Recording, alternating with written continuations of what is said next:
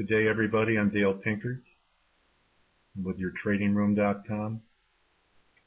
Others may have remembered me from Forex Stop Hunters. How's everyone doing today? Thank you for spending your most precious currency with me today. That's your time. Pips come and go. Time is gone forever. Can everyone see the Dixie chart? This is the March dollar index chart. Is it visible? Hello, Mauricio. Get some wides in the room if you could see this chart. Okay, thanks, Austin.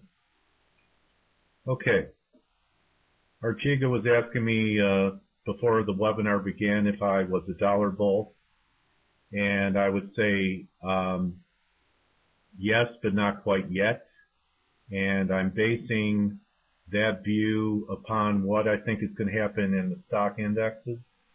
And I think that we're within 72 hours or so of a possible high in the S&Ps between 1340 and 1355 or so. Always possible we could blow off towards 1400, but right now I'm looking at the potential for one more high and then a failure in the S&Ps, which implies there could be some more downside pressure in the dollar index, possibly into the low 78 range over the coming days. Part of my reason for that scenario is for the S&Ps beginning to get heavy is what's been happening in the crude oil market. Up until recently, they were correlating near 100%. The stock market and the crude oil were both going up. Crude oil topped. Can everyone see the crude oil chart here? Topped almost a month ago near the 105 level. Okay. Since that time, even though the S&Ps are about to make new highs, we've seen the crude oil market come off. Can it try 105 for a third drive? Sure, it's possible, but to me, this is starting to look very negative. We had the divergence here at this high. Will we get a third drive? That's a big question. It's possible, but to me, this is one of the linkage and support pillars of the stock market was higher energy prices were positive for the market. It showed global demand, global growth, and also the most unexpected event right now with what's happening geopolitically between the U.S. and Iran and the rest of the world would be 90, then $75 oil. Most participants expecting 115, 150, very few looking for a washout in oil back down towards these levels. So I am. If we get one more pop, I believe it's going to be a selling opportunity. Maybe it does go to 105. If it does, it will diverge again. So crude has either already topped or has one more hurrah left in it, one more hurrah left in the S&Ps. And let's look at the S&Ps now. This high that we had about a week ago was what kind of high, guys? Confirmed new high in the S&P, confirmed by the RSI.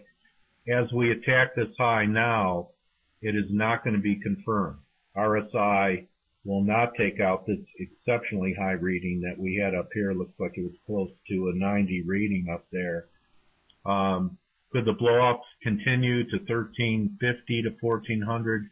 Sure, anything and everything does happen in the market. So that is a possibility, but this is going to be the first divergence we've seen in a while.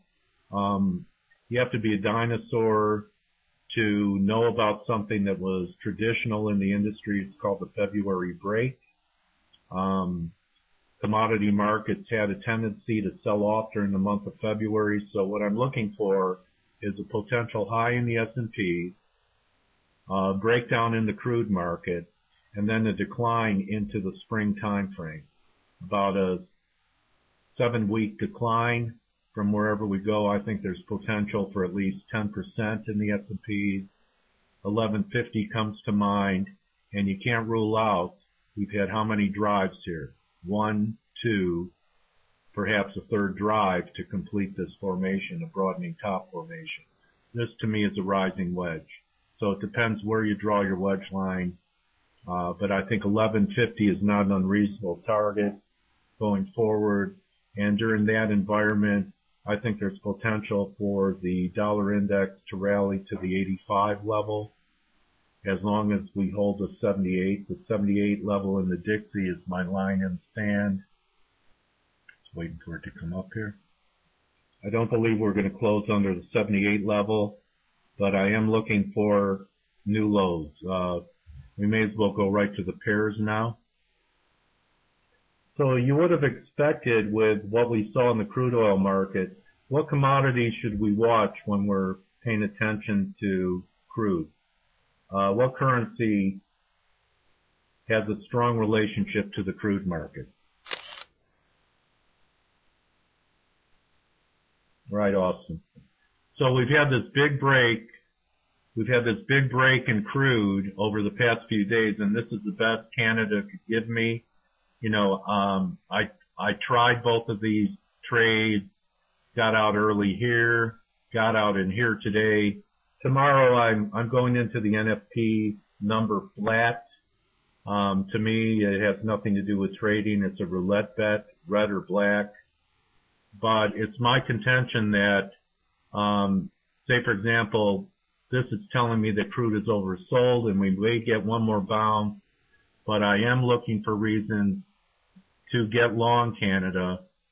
We have some pretty good divergence developing here.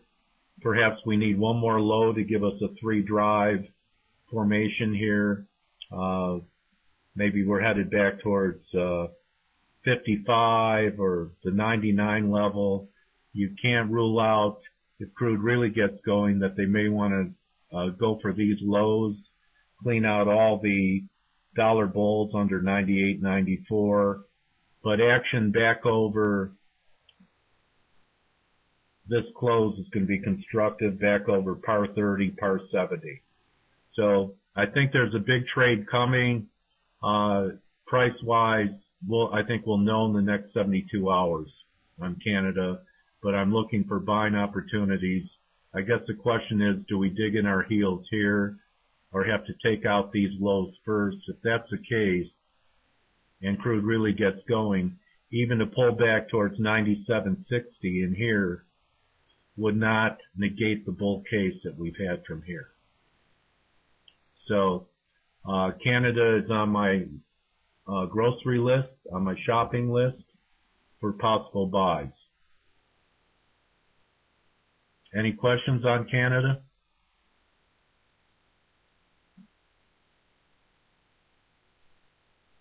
Could see on the 1 hour, we took out this low the other day by just a pip and diverged, and it's a possibility if we wash to new lows that the RSI will stay above 30. So I'm looking for one more divergence. I don't have a buy signal yet. And I was very unimpressed with what Canada did the last couple days with crude selling off almost $3. So it's acting more like a weak dollar trade than a weak crude trade. Okay, Merck? Possible that if we take out the 99 level, 97.60 is possible.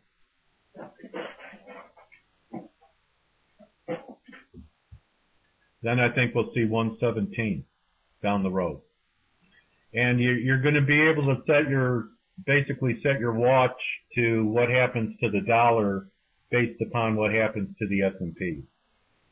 If we're blowing off towards 1400, yeah, Canada probably goes to that 97.5 level, Adam, and crude makes one more high above 105. Can't rule that out. Okay. I have a little bit more clarity in pound dollar.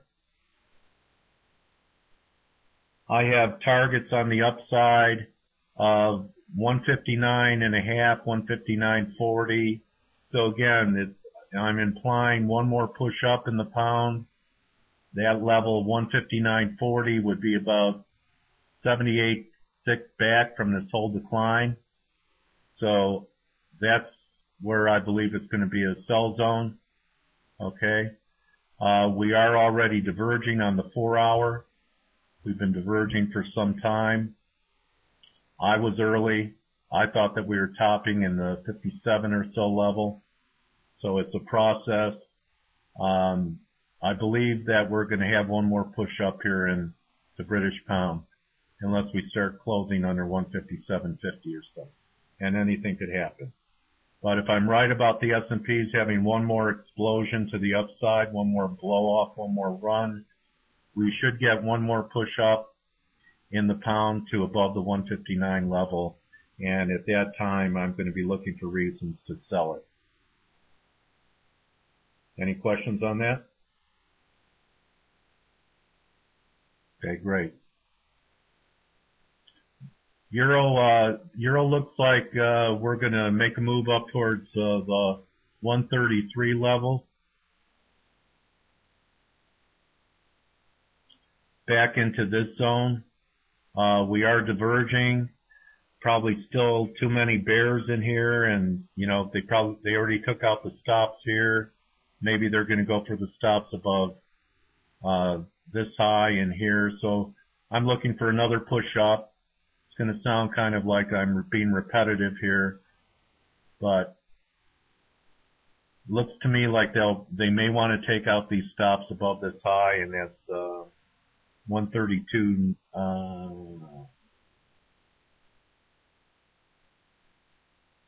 32.20 or so.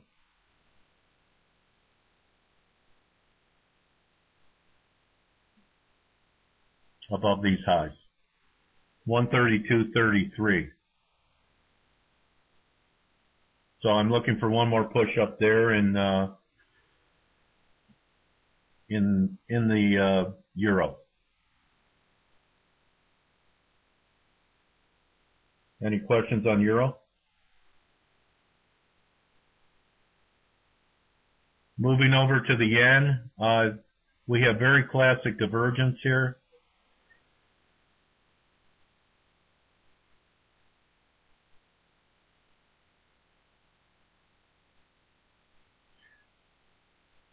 I have to throw out the possibility that perhaps this turns out to be more significant than most people think.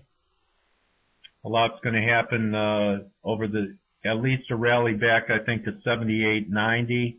And you can't completely rule out that we hold this low, and trading back above 75.5 will be constructive. My view is whether it washes to new lows or not, or we're putting in a higher low above the intervention low, that the long side of yen could end up being one of the better trades for 2012, where I could make a case for 80 and then 85 and possibly 90. So I'm looking for reasons to be long the yen. I day traded it a bit this week. Again, I'm flat going into this number, but you can't rule out that we're putting in a higher low above the low that we put in last October on this last intervention. Most other interventions failed within weeks. All right, this intervention failed in a hurry. This intervention failed in a hurry. This intervention has held for quite some time. So we could be putting in a higher low. If we're not and we break down, I have targets around the 74.5 level in yen, worst case 73.5. And I think that there's much more upside in the yen than downside, especially if we get down to those levels. So I'm going to be looking for reasons to buy. Most people aren't talking about buying the yen.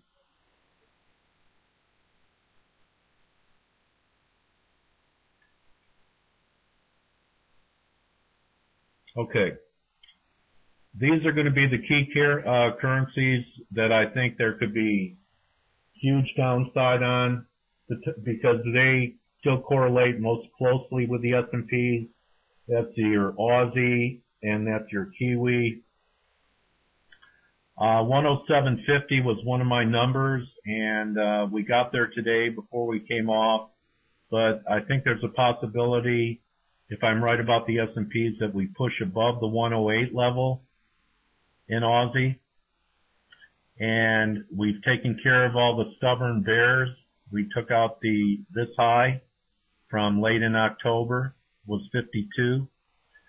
I'm not looking for a new high here, so I'm looking for a failure, and it's very possible that we could have at least a break back to par, back to 97, and if you want to get real macro, we could have a 92 cent Aussie, perhaps if the S&Ps are trading at my target of 1150. I don't think we're going to have this type of action, which happened during the financial crisis in '08, but we definitely could have something like this from a lower high and take out these lows that were made in October, the beginning of October 2011. And those lows were 93.82. So the potential exists to take out this low. I'm looking for reasons to get short. We already have very good divergence on the 4-hour chart, under 70. I was telling people that I thought we'd have a new high. People were trying to top pick it in here. But what bothered me was we had a confirmed high here on the 4-hour. It was also confirmed on the 1-hour.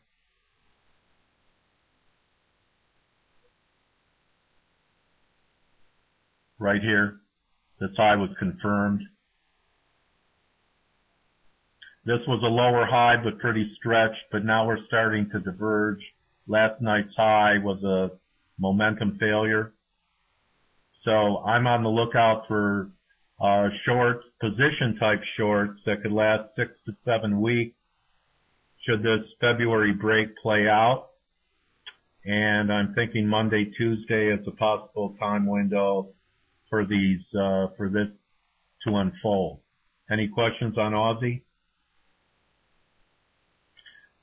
Basically the same scenario in Kiwi. Kiwi diverged for the first time here on the hourly. New price high today, lower RSI reading. Daily still confirming up here. But if you take a much longer term look at Kiwi, it's pretty much the same scenario that we have in Aussie, although it's been stronger on the recovery in the stock market than Aussie because it took out these highs. Aussie just did take out these highs. Kiwi has led the way up.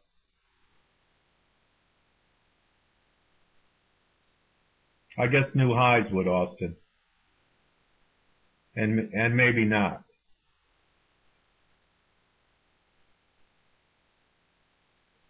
I will try it. I will try the trade.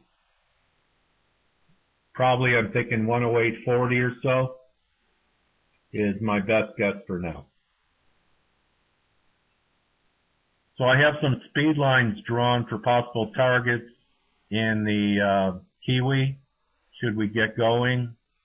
And they come in around the 77 level.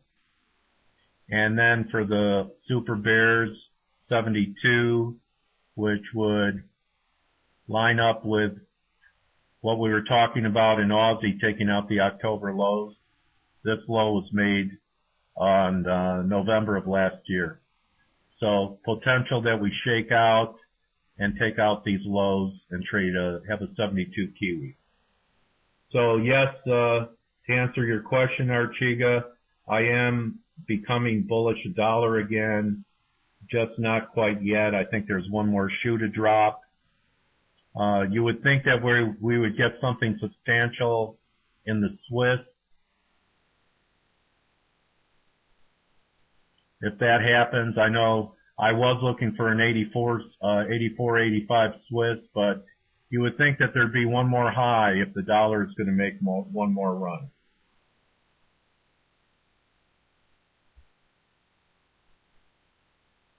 Any questions? Those are all the pairs I cover.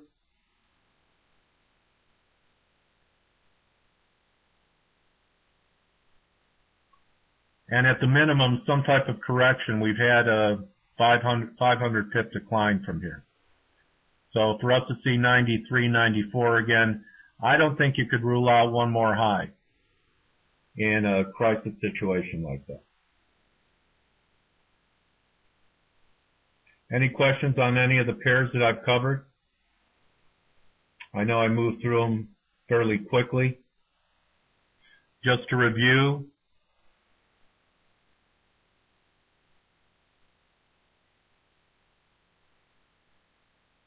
after the NFP, I may react to the number. Yes. I've seen some significant turning points on a number like that. Sure.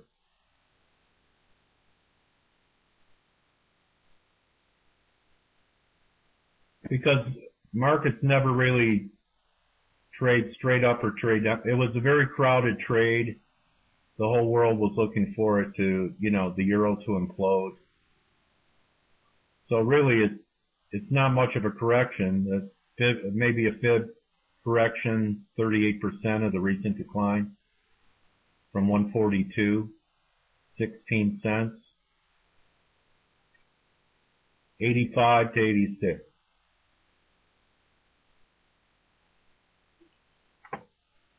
So just a quick review of what we've talked about today.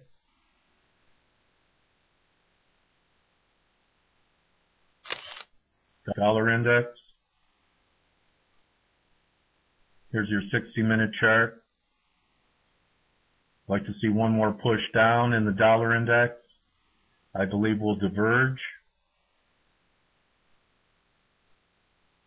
It's a little longer term. Had a little mini 3-drive formation here, but pretty close. If they hit it one more time on the NFP and a blow off in the market, I'm pretty certain that this hourly would confirm above 30. So watch that. Okay.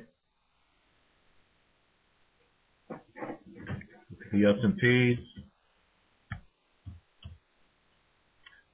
New highs in the S&Ps were like one good opening away above this high, and the RSI with it moving sideways, I'd like to see the reading well under 80 at new highs. Just a little arithmetic count.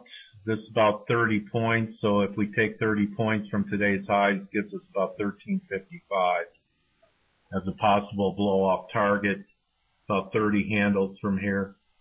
Be interesting to see where all the pairs are when we're there. And then last of all, the crude, which is getting pretty oversold. See this big break we've had from 101. So perhaps all we get is another reflex rally while the stock market's blown off. If crude can't get back over these highs, start paying attention to USD CAD on the long side. And I think I've given you plenty of ideas to think about. And I appreciate your attention and hope that I've added value to your experience here at FX Street. Thank you, Mauricio and Adinda, for moderating and recording this webinar. And thank you, everybody, for your attention. I have a few minutes left for questions. Otherwise, I'll say good hunting to you. You're very welcome. Yes. Yeah. Yeah. You're very welcome, guys. So we're close. They said 132.50. Didn't get there yet, did we? That would be just a shade over what we were talking about earlier, right? That high, hold on. Yeah, so they're looking for marginal new highs because the higher here is 32.33. Yeah, could be a good zone. Thanks for sharing that. Good luck to everyone tomorrow, and I'll see you all next week. Happy pipping. Adios.